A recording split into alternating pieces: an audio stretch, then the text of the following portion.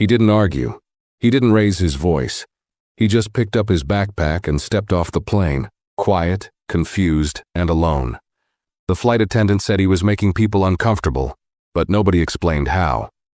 No one asked him a single question, and not one passenger stood up. He thought it would end there, just another moment where silence wins. But 7 minutes later, the plane was still on the ground. The doors stayed closed. And behind the scenes, someone with more power than anyone expected had already pulled the brakes. What happened next didn't come with yelling or headlines. It came with names, files, and a sudden pause that made the whole airline freeze.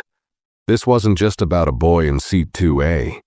It was about who finally decided enough was enough.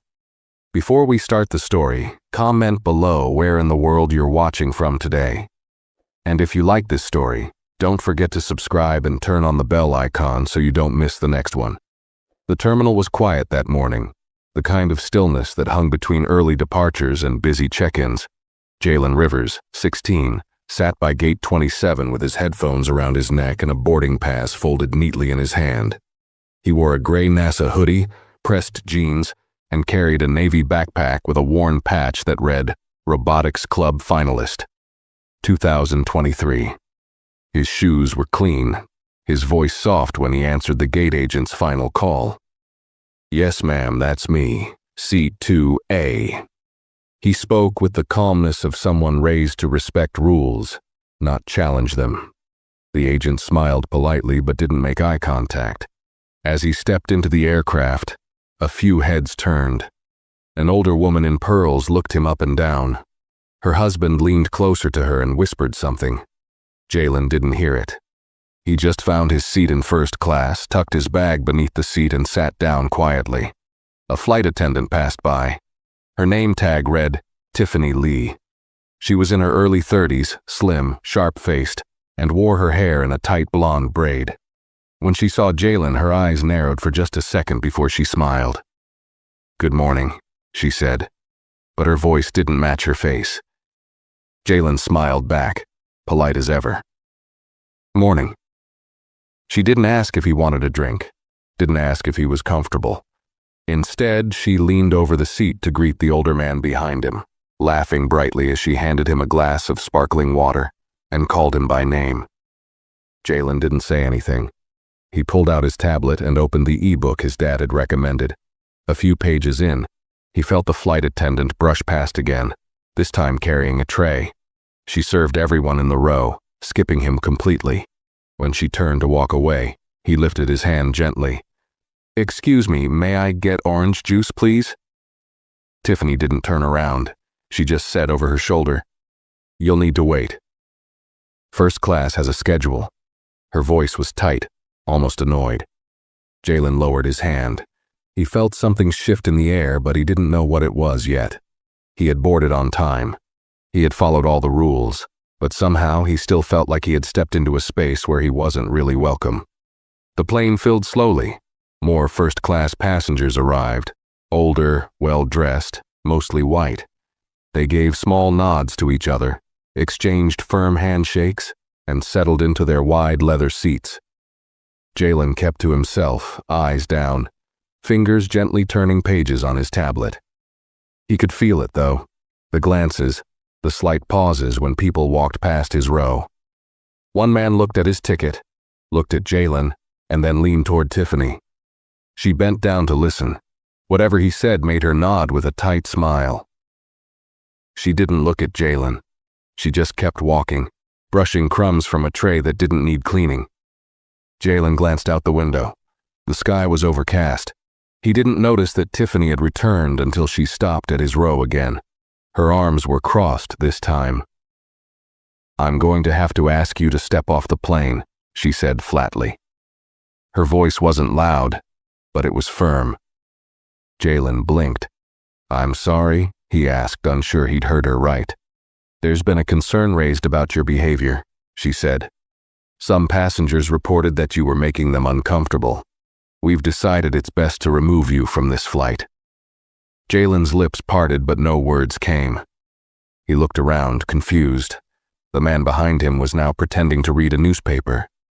The woman across the aisle sipped her wine and avoided his eyes. "I didn't do anything," he said softly. Not to argue, just to explain. Tiffany shrugged. "We're not discussing this here. Please take your things."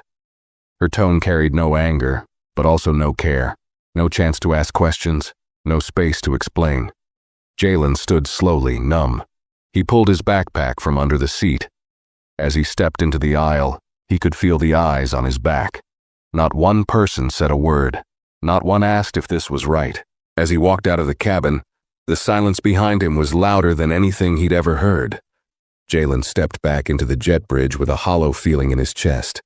The cool air from the terminal met his face, but it didn't clear the tightness pressing behind his ribs. He walked slowly, clutching the strap of his backpack, as if he'd done something wrong. Though his mind kept going over everything. He hadn't been loud. He hadn't touched anyone. He hadn't even stood up. He had just asked for orange juice. At the gate, the same woman who had scanned his boarding pass earlier looked up, startled to see him return. "Is something wrong?" she asked. They told me to get off," Jalen said, voice quiet. He didn't want to say more. He could already see how her expression changed. Concern mixed with that awkward, practiced smile that meant she wouldn't get involved. She nodded slightly and motioned for him to stand to the side. Jalen moved toward a row of chairs by the window. The terminal was still calm, the buzz of airport announcements echoing now and then. He sat down, pulled his phone from his pocket and stared at it. His fingers hovered over the screen. Texting his dad didn't feel right yet. Not because he didn't want to, but because he didn't want to worry him. He was supposed to land in Washington, D.C. that afternoon. His dad had even taken off early from work to meet him. His thumb hovered a second longer before he typed, "They kicked me off. I don't know why. I'm okay." He stared at the message for a few seconds before hitting send. Behind the terminal glass, the plane was still at the gate. Jalen watched as a few bags were moved around below, and a fuel truck pulled up. He noticed Tiffany Lee step outside the cabin door and speak to one of the ground crew.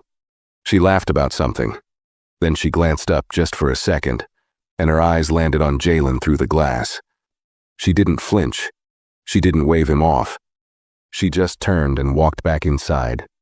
Jalen leaned back in the chair and closed his eyes.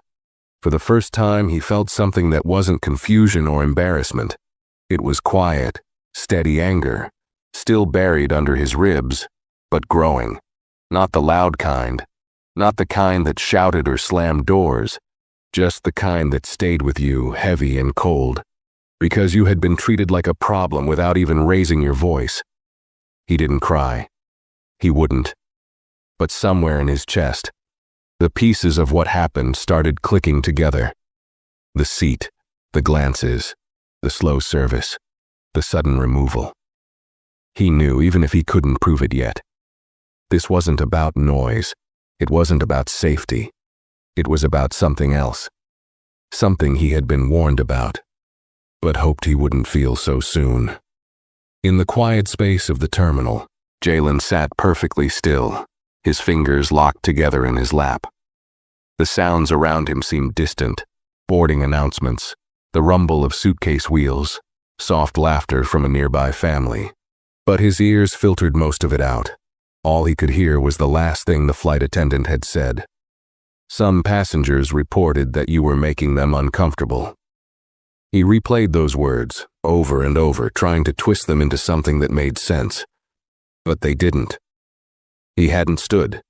He hadn't stared. He hadn't even spoken more than 2 sentences since he boarded. His hoodie was clean. His ticket was paid for. What did uncomfortable mean? The question pressed into his thoughts like a slow needle. He thought back to that moment when Tiffany had passed him by, when she smiled wide at the man behind him, calling him Mr. Holcomb, like he was a regular. That same smile hadn't been offered to Jalen. Not even a full sentence had. Just the dismissive "first class has a schedule," like he wasn't meant to be there. A part of him wondered, was it the hoodie? Did I look too casual? Was I supposed to speak differently, smile more, not wear headphones? His chest tightened. He knew he hadn't done anything wrong.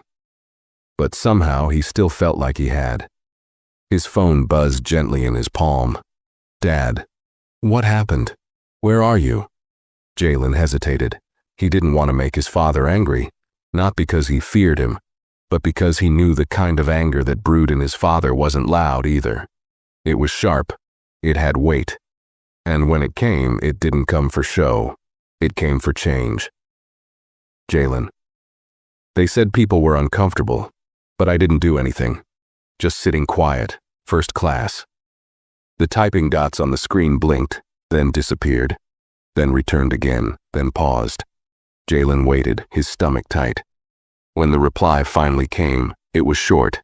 "Dad, sit tight. Don't speak to anyone else. I'm handling it." That was all. 6 words. But Jalen knew exactly what it meant. It didn't mean there would be yelling. It didn't mean someone was going to come storming through the terminal. It meant there was something happening already, somewhere, far beyond the gate, in a room Jalen couldn't see, involving people who didn't wear flight attendant uniforms or carry serving trays. He looked back at the plane. It was still there, still parked. The jet bridge hadn't moved. But the feeling had changed. Passengers had finished boarding. Everything should have been pushing toward takeoff by now. And yet, nothing was moving. Across the window, Jalen saw Tiffany again, this time standing near the cockpit door, holding a tablet, talking with the captain. Her voice was animated, her hands moving. She wasn't smiling now. The captain looked uncomfortable. He kept glancing toward the front of the cabin, toward the terminal. Jalen didn't need to hear what they were saying. Something in her expression said she knew the calm she'd expected was no longer guaranteed. For the first time, he noticed her shoulders weren't as relaxed.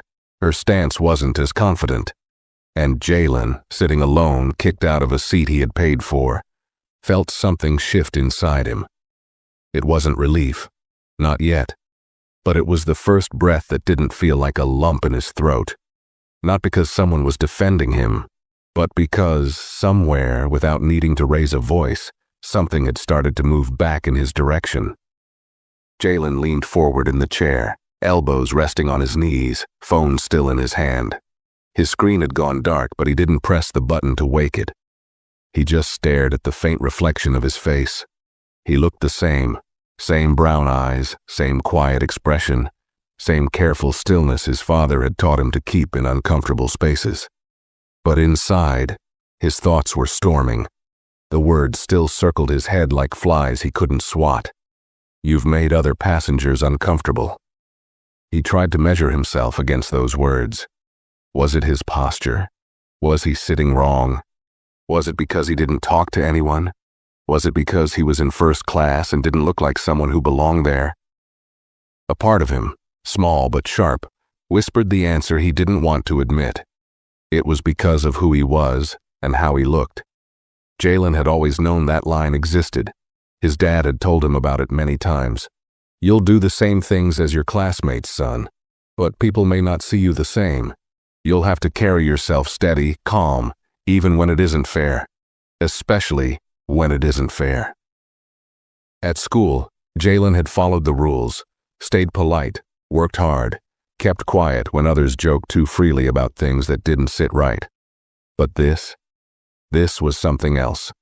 This was being removed, being told to leave, without cause, in front of strangers who had looked at him like he was never meant to be there in the first place. And nobody, not one person, had stood up to say, "Wait, that's not right." That, more than anything, sat heavy in his chest. Across the glass, the plane was still at the gate, still not moving. That wasn't normal. Something was wrong, or maybe something was finally right. Jalen finally pressed his phone's side button and woke the screen. No new messages yet, no updates. But his father's last text echoed louder than anything else now. "I'm handling it." His father, Dale Rivers, wasn't the kind of man who raised his voice in public. He didn't wear flashy suits or speak in big crowds, but Jalen had seen him in rooms full of powerful people and watched them grow silent when he started speaking. Dale had been flying planes before some of those people had even graduated college. He'd served, he'd led, and now he worked in a building where airspace decisions were made every hour that affected thousands of flights a day. Jalen thought about the last time his dad had given him the talk, not about birds and bees, but the other one, the one black fathers gave their sons before they went out into the world. You don't raise your voice on a plane.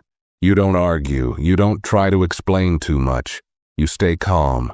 You walk away if you have to. I'll handle it later, but you don't let them trap you in a scene. Jalen had followed that advice today without even realizing it. And now that silence he kept was holding weight.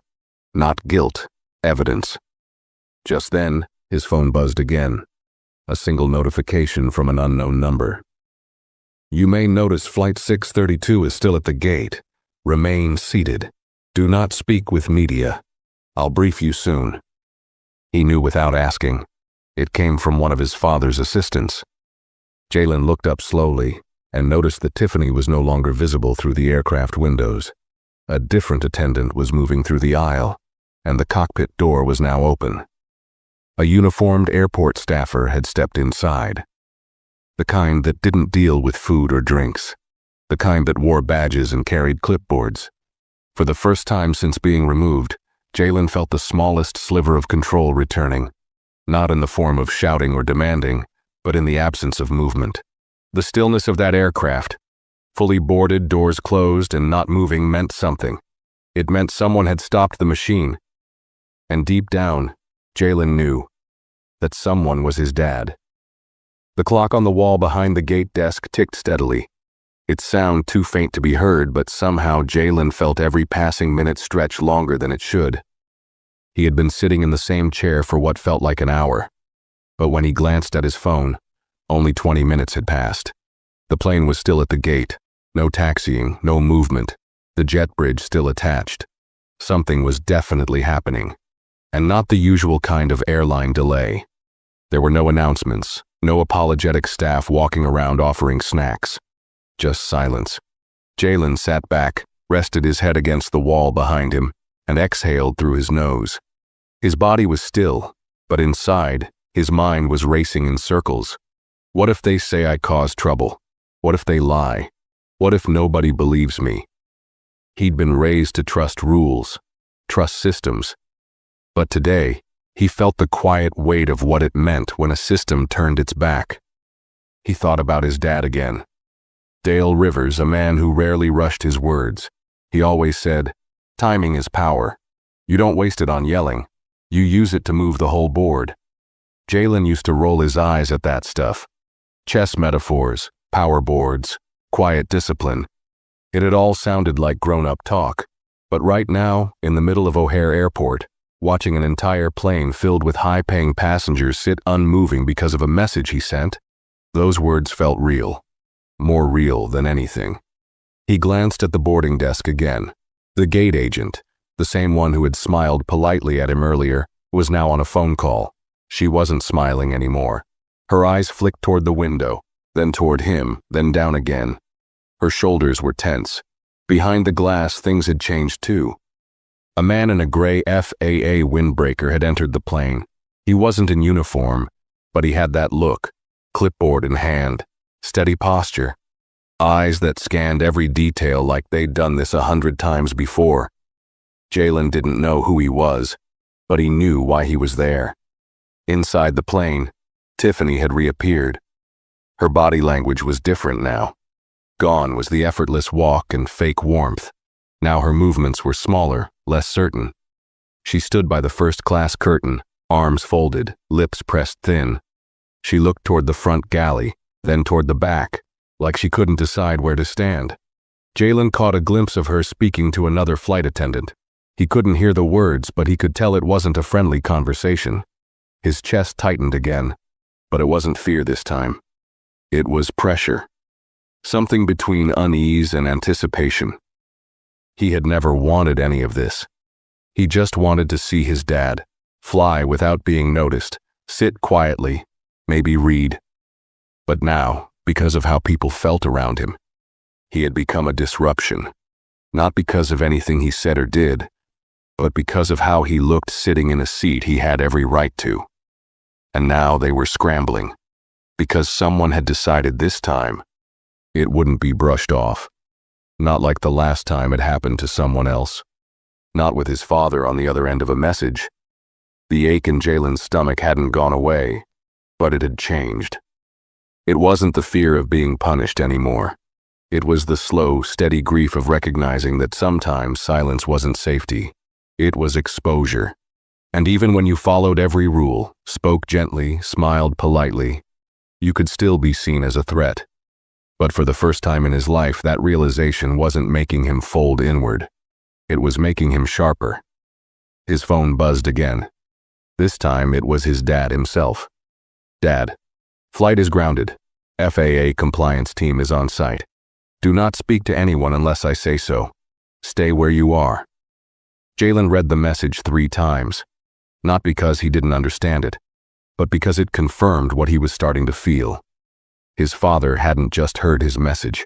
He had pulled a lever, one that few people even knew existed, one that didn't come with sirens or headlines, but with silence. The kind of silence that made an airline freeze a fully boarded plane. The kind of silence that made powerful people pause before taking another step. And suddenly, Jalen understood something new. Sometimes the people who don't raise their voices are the ones with the most dangerous reach. And this time, he wasn't the problem. He was the reason the problem couldn't be hidden. The hum of the terminal's fluorescent lights faded beneath the weight of Jalen's thoughts. People passed in front of him, families juggling strollers, businessmen on their phones, a couple arguing quietly about boarding zones, but they all blurred into the background. His world had shrunk to that one row of seats, the silent plane outside the glass, and the phone resting in his palm. He turned the screen off and sat still. His fingers pressed against the back of the phone as if holding it too tightly would keep the weight of everything from falling on him. He had never been in trouble before. Not in school, not on a trip, not anywhere. He was the kind of kid who teachers liked, who turned in assignments early, who held the door for older people and thanked every server. His mother used to say he had a kind face. She died 3 years ago. His dad had picked up the rest, raising Jalen, teaching him how to read people, how to hold in the anger until it became action. Still, no part of him had expected this. It wasn't just about being kicked off. That part had happened fast, like ripping a page from a book. It was everything after. How nobody had spoken up. How Tiffany hadn't even offered a real reason. How the other passengers didn't look surprised. Like they had already written the story in their heads the moment he sat down. Like a teenager in a hoodie couldn't possibly have a real reason to be in seat 2A. Like they were waiting for him to do something wrong. And when he didn't, they called it a feeling. That word, uncomfortable, sat with him now like a thorn beneath his skin. It was the kind of word that didn't point fingers, didn't scream slurs, didn't leave bruises. But it stuck. It clung to people like him. It walked beside them into classrooms, job interviews, hotel lobbies, and airport gates. It was clean, silent, and poisonous. Jalen's leg bounced restlessly. He wasn't sure when it had started. He pressed his hand against his knee to stop it, but the tension didn't go away. He needed to do something, say something, but his father's voice was in his head again, calm and exact. When you're being watched, you act like you're already on the record. The record. Jalen's eyes drifted back to the plane. He noticed 2 things at once. First, the FAA agent had come back out of the aircraft and was now speaking to someone in a black blazer with an earpiece. They weren't airline staff, corporate maybe, or someone higher. Their expressions were flat, serious, no one was laughing. Second, Tiffany was gone. She was no longer pacing between the aisles. She wasn't pouring drinks or passing out menus. She wasn't anywhere near the windows. And Jalen had the strangest feeling that she wasn't hiding. She was being kept away from view. Something had shifted. His phone buzzed again. This time it was a longer message. Dad. FAA filed official hold. Crew is being interviewed. You're not the only complaint on file. Sit tight. Jalen stared at the text. Not the only complaint? That detail hit him harder than he expected. Somewhere in the mix of shame and confusion, he'd convinced himself that maybe it was personal. Maybe he had done something subtle that came off wrong. Maybe he'd looked too serious. Maybe he should have smiled more. But now he knew he wasn't alone. Tiffany had done this before. He wasn't the first. He wouldn't be the last, unless someone finally made it stick. Jalen leaned back, suddenly exhausted. His head rested against the wall again, and his eyes closed for a few seconds. He could feel his heartbeat in his throat. Not from panic, from pressure. This wasn't just about him now. It was about everyone who had been asked to leave without ever raising their voice. Everyone who got that same shrug, that same blank stare, that same maybe next time you'll fit in better tone. And even though he didn't ask for it, didn't want this spotlight, he realized something. He was now part of the record, and whatever came next, they wouldn't be able to erase him. The air inside the terminal felt heavier now, though the temperature hadn't changed. It was the kind of weight that came when people started realizing something had gone wrong, but didn't know how to ask about it. A tension just thick enough to catch in your throat. Jalen could feel it in the way the gate agents spoke more quietly, how their eyes flicked to the plane more often than necessary. He noticed one of them gently hang up a call, then walk to the podium without making an announcement. She picked up the intercom, held it for a second, then set it back down, as if deciding against saying anything at all. He kept watching. Out the window, a third figure had now joined the small group outside the aircraft. A woman in a tailored gray suit, sharp bob haircut, an expression that didn't move. Her shoes made precise steps across the tarmac. She shook hands with the FAA agent but didn't smile.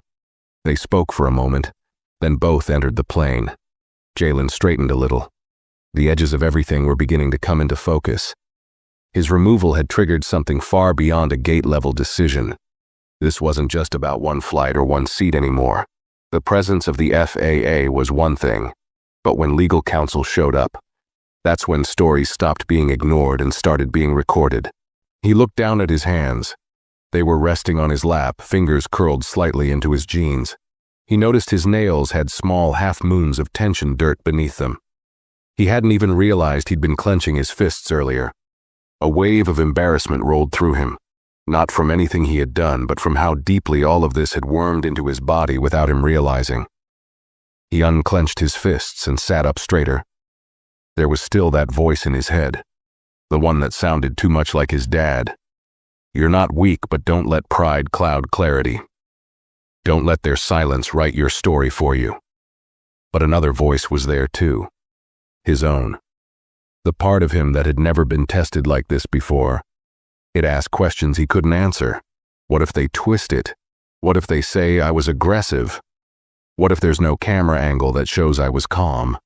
What if someone lies and I can't prove the truth? He hated those questions, but he knew they were real because when you looked like him, being right wasn't always enough. You had to prove it, and then prove it again. And sometimes that still didn't matter. His phone buzzed again, and this time he startled. He hadn't realized how tightly he was wound. The message was from his dad again, short but firmer. Dad, you'll be asked for a statement later. Do not speak until I'm on the call. I've escalated. That word, escalated, meant something. In his father's world, it didn't mean yelling or threats. It meant levers, protocols, internal reviews that couldn't be dismissed with a shrug. It meant chain reactions that didn't stop until someone answered for what happened. And suddenly, Jalen understood something he hadn't before. His dad wasn't just reacting to this moment. He was drawing a line, maybe for himself, maybe for his son, but definitely for all the quiet stories that had never been written down. Out of the corner of his eye, he noticed another change. A pair of uniformed staff, security this time, approached the gate and stood off to the side. Not dramatic, not aggressive, just present. A few nearby passengers started to whisper. One woman leaned toward her husband, eyes flicking from the security staff to the windowed view of the plane. Jalen didn't need to hear what she said. He knew the look. Confusion mixed with curiosity and the kind of entitlement that always demanded answers, even when it had never asked questions. And just like that, a shift passed through the waiting area. Suddenly, people were noticing him. the kid sitting quietly alone near gate 27, the one who hadn't boarded, the one who looked calm, but too calm for someone who had been kicked off a flight. Someone's voice, too loud, echoed across the seating area. "What's going on with this flight? Why haven't we left yet?" Jalen looked straight ahead. He didn't blink. He didn't move. And for the first time, he wasn't afraid of being seen. Because now, every second that passed, someone else was starting to ask the same questions he had asked when he was told to leave. The difference? Now, they were uncomfortable. And he was still sitting in the same chair. Still waiting. Still watching. Only this time the silence was working in his favor. The boarding area had changed. Not just in movement, but in atmosphere. It wasn't loud, not yet. But the murmurs were starting to spread like water seeping through thin cracks. Whispers curled around rows of leather seats between rustling newspapers and clinking coffee cups. People were getting restless. The flight was supposed to have taken off by now. But it hadn't even pushed back from the gate. And that, more than anything, was making passengers look up from their screens. Jalen could feel it, the shift. He was no longer invisible, not in the way he had been when he first walked onto the plane, eyes skimming over him like he didn't belong. Now the attention had returned, but with a different weight. Not the quiet rejection of an assumed outsider, but the alert gaze reserved for the one thing people can't stand at an airport: uncertainty. He remained seated in the same chair, back straight now, his hands resting calmly on his backpack, not clenching anymore. But every nerve in his body was tight, like wires stretched just before they snap, not from fear, from waiting, from the knowledge that everything was happening just beyond his reach and yet somehow still about him. He kept his face unreadable, remembering his dad's advice. Let them read silence. They'll fill it with their own guilt. Out of the corner of his eye, he saw a new man enter the scene. Older, late 50s maybe, sharp dark suit, smooth walk, the kind of man who didn't travel through security checkpoints. He walked around them. He carried a leather folder and an authority that didn't need announcing. He nodded once to the uniformed staff standing by the gate, then motioned to the lead flight attendant who had remained outside. A quiet exchange followed. The woman's posture tightened. The suited man didn't raise his voice, didn't frown. He just looked at her, and somehow that was enough. Jalen's phone buzzed again. Dad. Stratus Regional Director just arrived. Confirmed FAA suspension for crew lead pending interview. You'll hear from me soon. He stared at the screen, reading the message slowly. Then again. Then once more. Suspension. Not a warning. Not a reminder. Not a gentle coaching note. Suspension. It felt strange.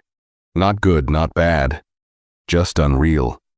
Somewhere beneath the dull ache in his chest and the creeping exhaustion in his arms, he realized what had just happened. Someone believed him. Not just because of who he was, but because of what had happened.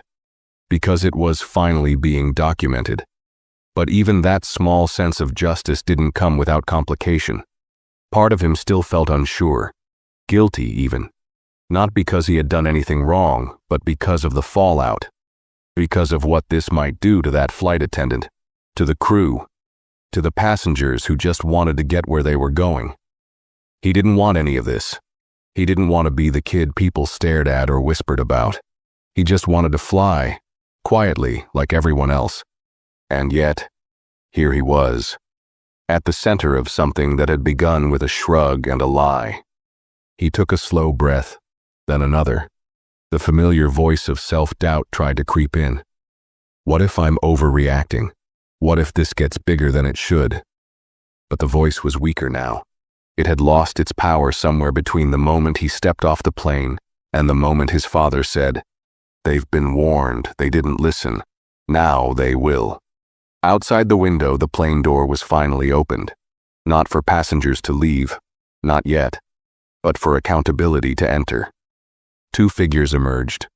One was the same FAA agent from earlier. The other was Tiffany. She didn't look the same. The poise was gone. The casual authority, the unearned confidence had dissolved. Her shoulders were hunched slightly, her arms folded tightly across her chest as if trying to shrink inside her own uniform. She spoke to the agent, nodding at intervals. Once, she gestured toward the plane, then pointed behind her, likely toward where Jalen had been seated. Then something happened that made Jalen sit up straighter. Tiffany turned her head toward the terminal, and her eyes met his.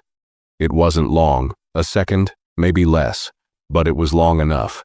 He didn't glare, didn't flinch.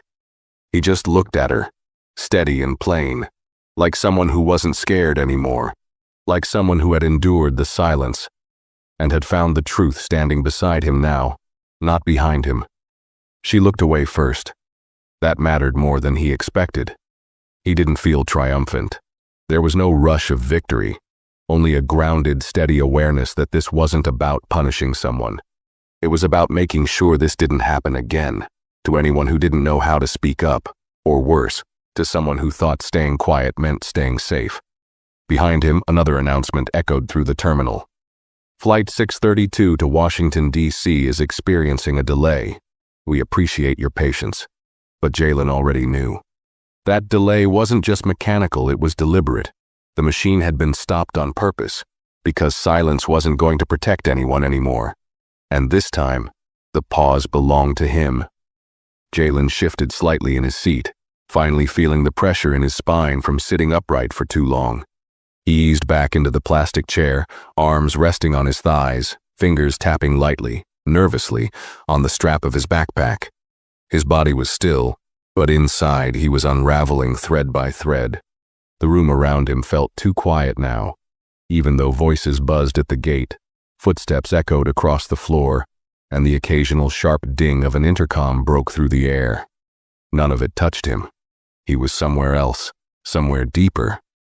There was a part of him that wanted to pull his hood over his head, curl into himself, disappear, pretend it hadn't happened, pretend he hadn't heard Tiffany's words, hadn't felt every silent gaze, hadn't seen the glint of dismissal in her eyes as she told him to get off his flight. He'd followed every rule, worn clean clothes, spoken softly, booked a seat, not asked for one. And still the message had been loud and clear. You don't belong here. That kind of message didn't need yelling. It lived in small things, in skipped drink orders, in careful glances, in the way people pretended not to see. It was made of dismissals too smooth to call out loud, too slippery to prove. But today, something unusual had happened.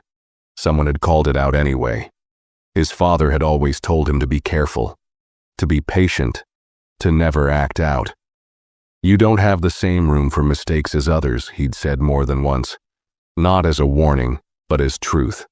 Jalen had followed that advice. And still, he'd been pushed off a plane for existing quietly in a space not meant to see him. But now, sitting at gate 27, with that plane frozen behind the glass, with officials pacing its aisles and passengers fidgeting in their seats, Jalen realized something else. The silence they counted on had worked until today. Because this time, silence had passed hands. It no longer belonged to the ones who watched and said nothing. Now it belonged to him. The gate agent approached slowly, hesitantly, like someone stepping through glass. She had a clipboard in her hands, but it was clear she wasn't here to hand him anything. Her smile was cautious.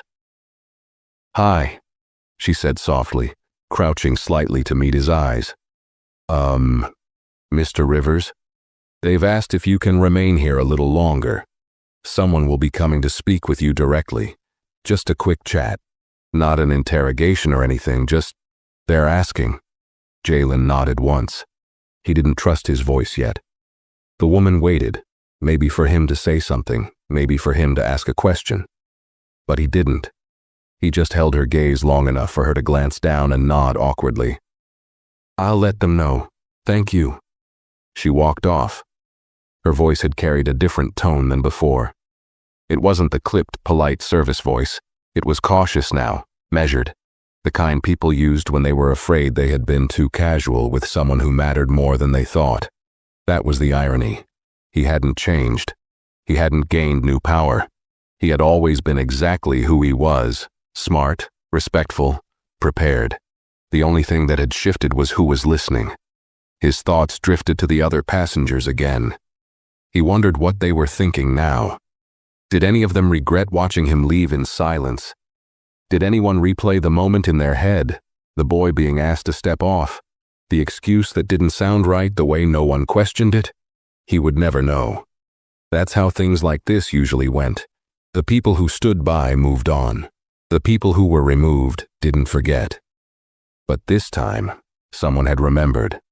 Someone had been listening from a different building with access to different tools and had chosen to act, not out of anger, but out of principle. His dad hadn't stormed into the airport. He hadn't shouted on the phone.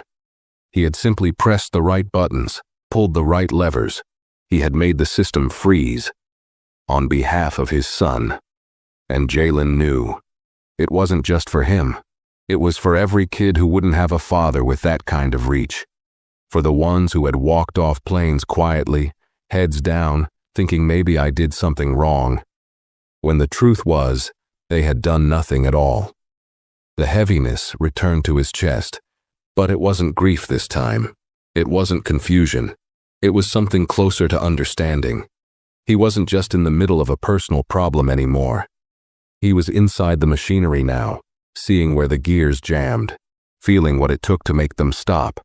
And from where he sat for the first time, he wasn't the one being moved. He was the one who had made them pause. Jalen leaned forward slightly, elbows on his knees, hands clasped together so tightly his knuckles were pale. He wasn't cold, but he felt a chill somewhere deeper, in the space where fear lived just under the ribs, quiet and tight. His mind wasn't spinning anymore. It had settled into something heavier now. Not panic, not shock. Something slower. Awareness. He was beginning to understand the moment he was in. Not just what was happening to him, but what he was now inside of. The gate had quieted again. Whatever noise had built earlier had been swallowed by the presence of officials, the unusual standstill of the plane, and the clear discomfort in the air. People were still watching him. He could feel it, but not with the same casual dismissal as before. It had changed. Some looked with curiosity, others with guarded judgment. A few avoided his eyes altogether. He could guess what they were thinking. Is this about racism? Did something happen? Why haven't we taken off yet? But no one asked him. No one came close. He sat alone, just like before. Only this time he wasn't invisible. That should have felt like a win. But it didn't. Because he didn't want to be seen under these conditions. He didn't want attention because of someone else's mistake. He didn't want pity, or worse, suspicion disguised as concern. He just wanted to be a teenager on his way to see his father. A kid with a boarding pass. A kid with a right to be in seat 2A. And yet every quiet second reminded him that being right wasn't the same as being allowed. He exhaled slowly, trying to steady the beat in his chest. It wasn't racing, not anymore. But it was steady, like a drum. Across the terminal, the woman in the gray suit reappeared, the corporate one. She stepped off the plane, her face unreadable. Her heels clicked lightly on the floor as she walked straight to the gate podium. There, she exchanged a few quiet words with the agent. Then, her eyes moved deliberately toward Jalen, and this time, she didn't look away. She walked toward him. Each step was calm, practiced. Her folder was tucked neatly under her arm. Her eyes never dropped, not to her phone, not to her feet. Jalen stood, not out of respect, though he was respectful, but because he didn't want to meet this part of the moment sitting down. "Mr. Rivers?" she asked gently. "Yes. I'm Dana Kessler, Corporate Affairs for Stratus. We'd like to offer you a private room just to speak briefly. We want to hear from you directly." She paused, her tone very controlled. "With your permission, of course." Jalen didn't move at first. The word "we" hung in the air. He wondered who "we" was. Corporate legal? Public relations? Both? He nodded once. "Am I required to say anything?" "No," Dana replied quickly. "You're not under investigation. We're conducting an internal review of the flight crew. Your father has made the situation very clear." There it was. Not threats, not demands, just clear. Jalen grabbed his backpack and followed her. They walked through a quiet hallway off the gate into a glass-walled conference room tucked near the operations area. It wasn't fancy, just white walls, a long table, a pitcher of water, and a single folder on the table waiting for her return. She gestured for him to sit. He did, but he didn't relax. "Would you like someone present with you?" Dana asked, taking the seat across from him. "I was told my dad would be on the call," Jalen said. His voice didn't waver, but it sat low in his throat. "He will be." She nodded. "We're just waiting for confirmation that the FAA representative has joined. Then we'll begin." Jalen looked down at his hands again. He noticed a small ink smudge near his thumb. He had used a pen this morning to sign the check-in form. Funny how something so small could ground him. His heart was beating in rhythm again. Not fast, not slow, just steady. He wasn't sure what he would be asked. He wasn't sure if his words would matter in the long run. But he knew this much. He wouldn't let them bend his silence into submission. Not after everything that had happened. Not after watching an entire plane of people accept his removal without a word. Not after sitting alone and wondering, for the first time in his life, if his presence was a problem to be solved. He heard a soft tone from the speaker on the table. Dana tapped a small tablet beside her. "We're connected," she said. Then she turned the mic on. "Mr. Rivers," came a voice through the speaker, warm but firm. It wasn't his father. It was someone else. "We understand this has been difficult. We're here to hear from you directly, in your own words. You can speak freely. There is no rush." Jalen looked at the mic. His throat tightened, but not with fear. He sat up straighter, cleared his voice, and began to speak. Jalen took a quiet breath, the kind that filled the chest but didn't make the shoulders rise, like he'd practiced so many times before school presentations. Only this time there was no teacher waiting to nod, no classmates pretending to listen. Just a corporate room too clean to feel real. A woman across the table with a legal pad, and a lawyer's expression, and a speakerphone that echoed every pause in his voice back at him. He could feel the tension in his throat as he looked down at his hands. They weren't shaking, but they felt far away from him, like he was watching himself from just behind his shoulder. He glanced toward Dana. Her pen hovered above her notepad. She wasn't smiling. She was still, studying. That kind of stillness that wasn't meant to calm. It was meant to record. The voice on the speaker had gone silent, waiting. Jalen looked at the microphone. "I got on the plane," he said quietly. "I had a ticket. Seat 2A. My dad booked it for me." His words came slowly at first, pulled up from somewhere deep where shame and memory lived too close together. "It wasn't my first flight alone, but it was the first time I was flying first class." There was no response, just soft static. "I didn't say anything to anyone," he continued. "I had headphones in. I was reading, just waiting for takeoff. I asked for orange juice. That was the only thing I asked for." He hesitated. "The flight attendant, Tiffany, she didn't bring it. She skipped me. I waited a while, then asked again. She told me to wait. That first class had a schedule." Dana's pen finally moved. Slowly. The scratching sound was deliberate, controlled. Jalen glanced down again. The words were building faster now, no longer needing to be dragged out. "Then she came back with another flight attendant and told me I had to leave. Said I made other passengers uncomfortable. But I didn't speak to anyone. I didn't touch anyone. I didn't even stand up." He felt a small, bitter laugh try to rise in his throat. He swallowed it. "I just sat there, the same way I'm sitting here." He paused. No one interrupted. No one offered sympathy. They were letting him speak, but not feeling anything yet. He could tell. That was the part he hated most, being listened to as if his story were a data point instead of a moment that had split open something inside him. They didn't give me a reason I could respond to. Just said it wasn't up for discussion. I walked off, quietly, because I didn't want to make it worse. He felt the heat behind his eyes, but blinked quickly and held his breath until it faded. He wouldn't cry. Not because he thought it made him weak, but because he knew the room wasn't built to handle his emotion, just his explanation. I texted my dad. That's it. I didn't want to worry him, but I knew if I didn't tell him, no one would believe it even happened. He looked up. Dana was staring at him now. Her pen had stopped. Her lips were slightly parted, like she was hearing the full weight of it for the first time. He could see a shift. Small, but it was there. The voice on the speaker returned, calm and even. Did anyone from the flight crew ask you questions before asking you to leave? Jalen shook his head. No one asked me anything. No one explained what was wrong. No one gave me a chance to defend myself. They just said someone felt uncomfortable. And did you witness any behavior from passengers around you that might explain that complaint? He hesitated. A few of them looked at me weird when I boarded, like I didn't belong there. One man whispered something to the flight attendant after I sat down, but I don't know what he said. He felt a muscle in his jaw tighten.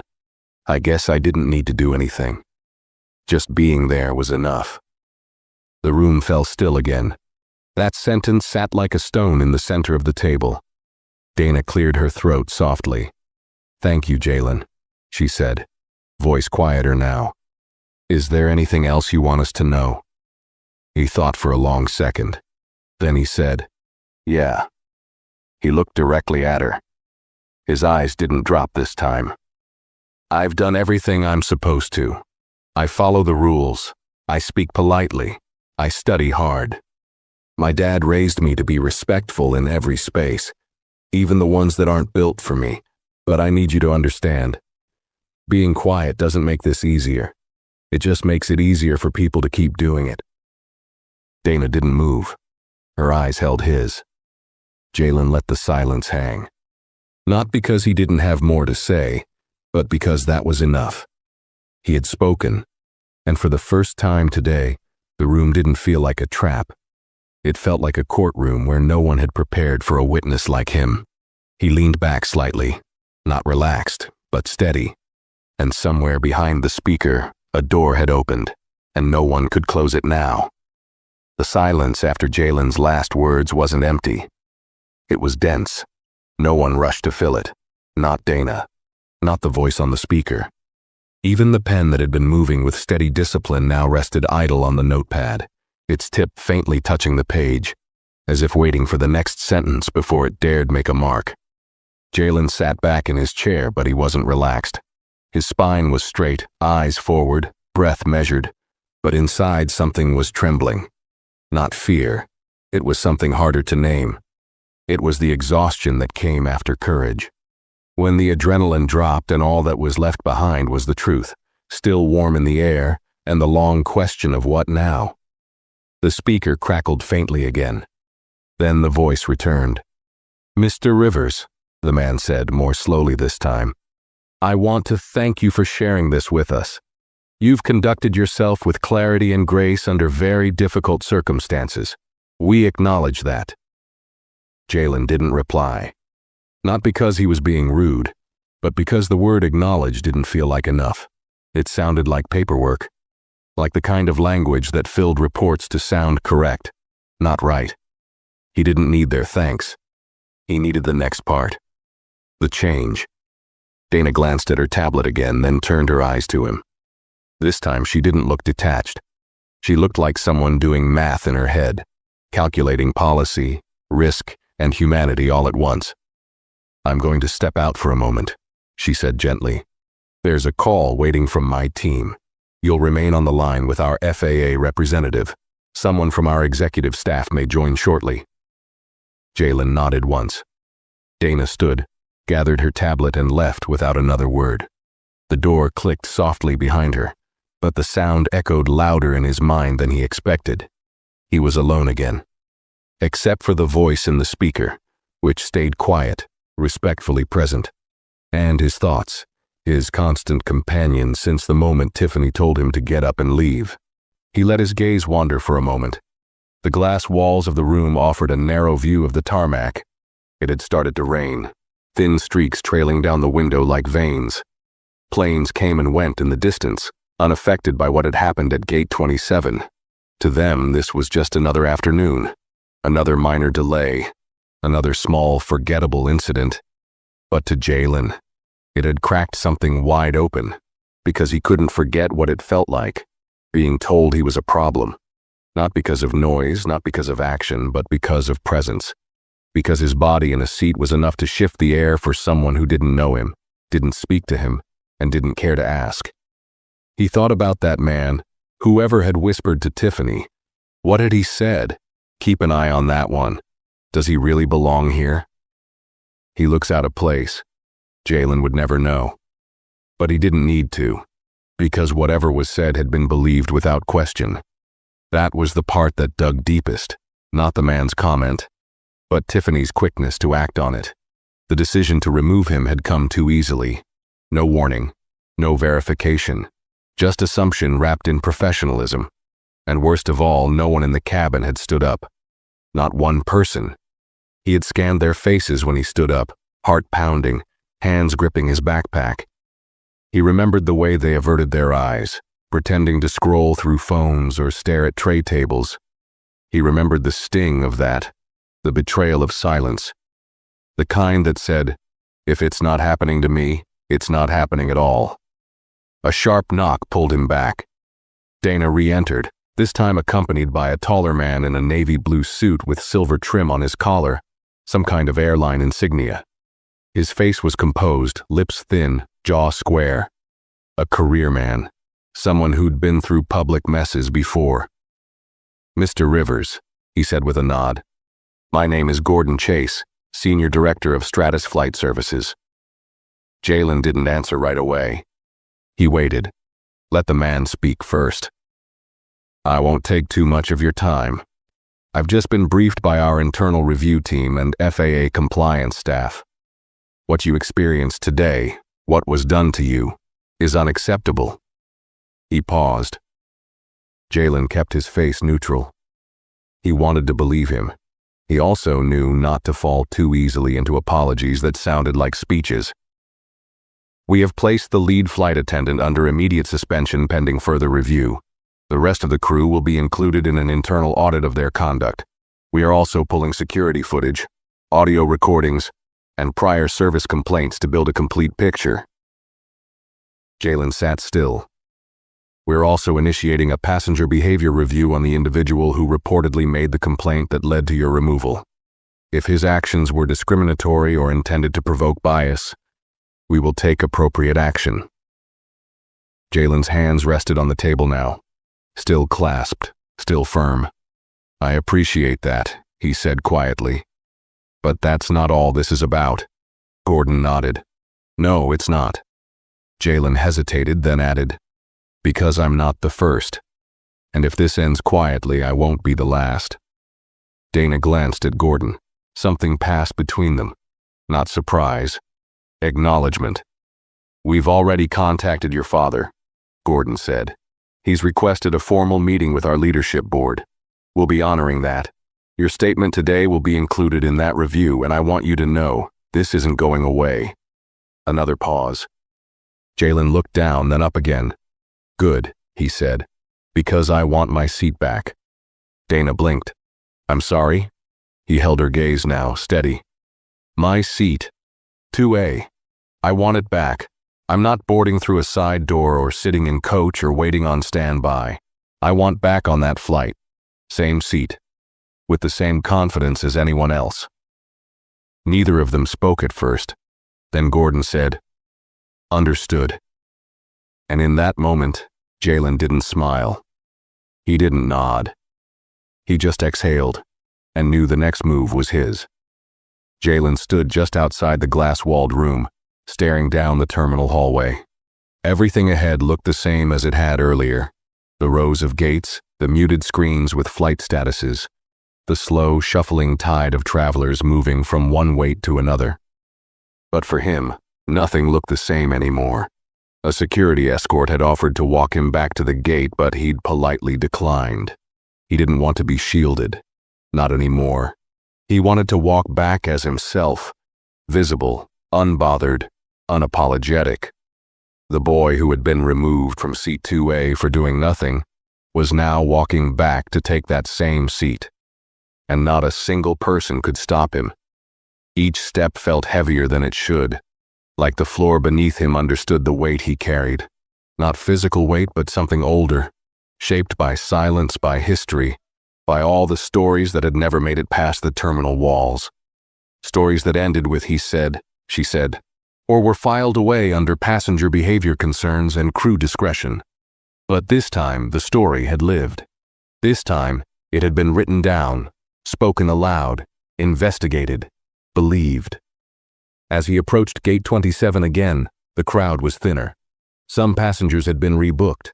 Others had wandered off for food, their patience stretched by the unexplained delay. But the ones who remained, those who had witnessed him being asked to leave earlier, looked up as he returned, and this time they didn't look through him. Some glanced away quickly, eyes dipping in discomfort. Others met his gaze and held it, unsure what they were supposed to feel: guilt, recognition, pity. Jalen gave them nothing. He didn't need their reactions. He walked past the waiting area without hesitation and stopped in front of the boarding agent. She looked up, startled at first, but then nodded quickly, almost too eagerly. "Mr. Rivers," she said, her voice nervous but rehearsed. "You've been cleared to reboard. We apologize for the delay. Your seat has been restored." He nodded once. "Thank you." She scanned his pass without another word. The door to the jet bridge opened again, and this time he stepped through it on his own terms. As he walked the short metal hallway, the air felt different, cooler, thinner. His heart beat steadily in his chest, not from fear now, but from resolve. He wasn't walking into an apology. He wasn't returning to be welcomed back. He was returning because he had never deserved to be removed in the first place. The flight attendant waiting at the cabin door was not Tiffany. She was gone, replaced by a man with graying hair, calm eyes, and a voice that didn't carry judgment. "Welcome aboard, Mr. Rivers," he said gently, stepping aside to let Jalen pass. Jalen nodded, said nothing, and walked down the aisle. First class was quiet now. The passengers who had seen him leave earlier avoided his eyes, or looked up with a flicker of surprise. Some widened their eyes, as if unsure how or why he was back. Others looked away entirely, pretending again. But Jalen didn't need their understanding anymore. He walked to seat 2A, placed his backpack beneath the seat, and sat down. Slowly, deliberately, like it was his seat. Because it was. He rested his palms on the armrests and looked straight ahead. The leather seat cradled him with the same comfort it had offered earlier, but now it felt earned in a different way, not because he had paid for it, but because he had fought for it. Quietly, with dignity, with truth. Across the aisle, a man adjusted his tie and cleared his throat. He didn't speak, but Jalen could feel his nervous energy. That used to be his job, managing the discomfort of others. But not today. Today, someone else had to sit with it. A flight attendant approached from the galley. "Would you like something to drink, sir?" Jalen paused, then looked her in the eyes. "Orange juice, please." She nodded without hesitation. Right away. And then, for the first time since that morning, he leaned back in his seat, unbothered. He pulled his tablet from his backpack and opened the book he had tried to read hours ago. Outside, the engines began to hum softly. The plane had been delayed, but now it was moving forward. So was he. The plane ascended slowly through thick gray clouds, its wings steady, engines low and smooth. The soft vibration of flight filled the cabin, just enough to remind Jalen that they were no longer on the ground, no longer stalled, no longer waiting for someone else to decide what came next. He looked out the window from seat 2A. Raindrops clung to the glass at first, then peeled away as the aircraft rose above the storm. The sunlight appeared in patches, like it was deciding whether to break through. He watched the clouds shift beneath him, so far below now that they felt harmless. He rested his head lightly against the side of the seat, but he didn't close his eyes. His body was tired, but his mind was still full. too full to sleep. The tension that had filled his chest earlier had softened, but it hadn't disappeared. It had just changed shape. It wasn't fear anymore, it wasn't even anger. It was something slower, deeper, something closer to awareness, and a quiet kind of grief. Not for himself, but for the things he now understood too clearly. He thought about how close it all had been to ending differently. If he hadn't texted his dad, if his father hadn't had the position he did, if this had happened on a smaller airline, or with less documentation, or on a day when people weren't watching closely, what then? Would anyone have believed him? Would he have doubted himself? Would he have sat quietly in some back room at the airport, trying to figure out how to get home, wondering if he had really done something wrong? That thought sat with him now, heavier than anything else. Because for every kid like him who did get a call answered, for every injustice that made it onto a report, there were dozens, maybe hundreds more that didn't. No phone call, no pause in flight schedules. Just a quiet ejection, followed by an even quieter forgetting. He looked down at his lap. His hands were open now, relaxed on either side of his tablet. No tension in his fingers, no pressure in his jaw. But his chest still carried the echo of that moment. The moment she'd told him to leave. The way it cut through the air like it had already been decided. The way his backpack felt heavier when he picked it up, like it carried every insult she hadn't said out loud. He thought about Tiffany, not with hate but with clarity. She hadn't yelled, she hadn't used a slur. She had smiled, professionally, and still stripped him of his place like it was procedure. That was the part that stayed with him. How easily she had done it. How easily the people around her had allowed it. How comfortable the system had been with it, until someone more powerful pressed pause. He knew this wasn't the end of something. Not really. It was a single interruption in a pattern that would try again somewhere else to repeat itself. But it was his interruption. And that mattered. For the first time, someone had written it down, listened to it, acted on it. And he had been seen. Not because he shouted, not because he protested, but because he had stood still in the storm and refused to shrink. The seatbelt sign pinged softly. The captain announced that they'd reached cruising altitude and expected smooth skies ahead. Jalen turned his face back to the window. He didn't cry, but his eyes did sting a little. Not from sadness, but from the strange release of a day that had tried to tell him who he was, and failed. He took a sip of the orange juice resting on his tray table. It was cold, slightly pulpy, just how he liked it. And for a moment, he let himself be still. Not defensive, not alert. Just still. Above the clouds, far from the gate that had pushed him out, he existed fully in his own seat, with no one asking him to move, to explain, to disappear. And in that stillness, Jalen Rivers, 16, black, brilliant, and finally heard, closed his eyes, not in defeat, but in quiet strength. Because this time, the silence belonged to him, and the sky had finally made room. If this story moved you, make sure to give it a like, share your thoughts in the comments, and subscribe to the channel so you don't miss more stories like this coming soon.